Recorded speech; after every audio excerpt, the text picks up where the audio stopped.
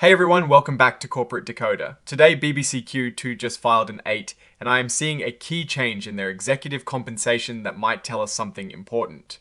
Quick note, this is not financial advice, just my take on public filings for educational purposes. This filing reveals a new advisory agreement that could set up significant payments for the CEO, and we need to understand what it means. Bleichroeder Acquisition Corp. Thugen, also known by its ticker symbols like BBCQW for warrants, has filed a report detailing a significant update to an advisory services agreement.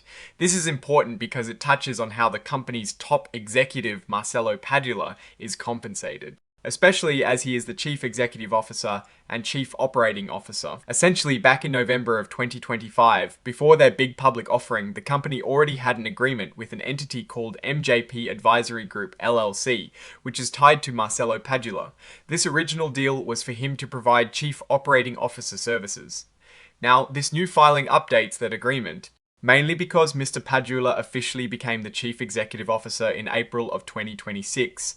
The company's board gave their approval for this updated deal on the 19th of August, 2026. So what does this new agreement actually say? It lays out that Mr. Padula will keep providing both CEO and QO services. This is all happening as the company is working towards a business combination, which is a common goal for these types of acquisition companies, or if that fails, until the company eventually liquidates. This new agreement pretty much formalizes his role and compensation for these crucial services leading up to a major event for the company. Now, let's talk about the money. For his services, MJP Advisory Group, which is Mr. Padula's entity, will get a monthly fee of $18,000. That is a regular payment. But here is where it gets more interesting. If the company successfully completes its business combination, MJP will receive a one-time fee of $1.85 million. If the company doesn't find a business to combine with and instead liquidates, MJP will get a $600,000 fee. These are significant amounts, and importantly, they are on top of the monthly fee and do not count against it. Plus, any out-of-pocket expenses will be reimbursed. This is a crucial detail for investors. The filing explicitly states that none of these fees, including the large one-time payments, can be paid from the money held in the company's trust account.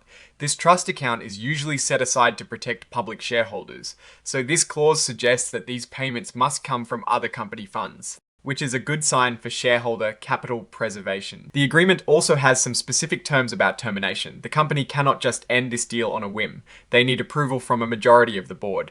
If the company decides to terminate the agreement without a valid reason, they still have to pay Mr. Padula's entity the monthly fee for another 6 months, or until the company completes its business combination, whichever comes first.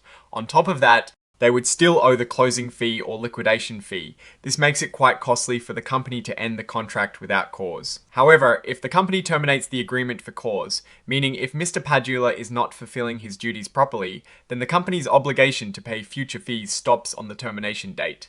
They would only owe for the services already performed up to that point. This is a standard clause to protect the company from a situation where an executive is not performing. The filing also confirms that there are no special arrangements or understandings regarding Mr. Padula's selection as an officer or director, no family ties to other key company personnel, and he is not involved in any transactions that would need special disclosure. This suggests a clean slate regarding his appointment and any potential conflicts of interest from those angles. Finally, the filing lists the exhibits that are part of this report. The key document here is the amended and restated Advisory Services Agreement itself, filed as Exhibit 10.1. This is where all the official details of the agreement are laid out. Looking at this filing, the core story is the new advisory agreement for Marcelo Padula. The potential for a $1.85 million payout upon a successful business combination is quite substantial for a company of this type, given that Bleichroeder Acquisition Corp. Thu is a special purpose acquisition company or SPACE. Their entire purpose is to find and merge with another business. This agreement effectively incentivizes Mr. Padula to get that deal done. Considering the current price of the warrants BBCQW, hovering around $1.9 as reported by TradingView and VNet, the market seems to be absorbing this news without a significant immediate reaction. The news about the advisory agreement doesn't directly impact the stock price in the short term, but it clarifies the executive's compensation structure tied to the company's ultimate goal, a successful merger.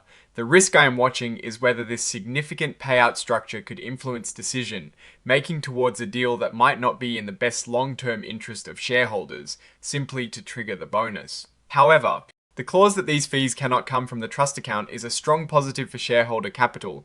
What I am actually looking for is progress on their actual business combination target, as that is the true driver of value for shareholders. Oh, and the research tools I actually use are linked in the description. They help keep this channel going.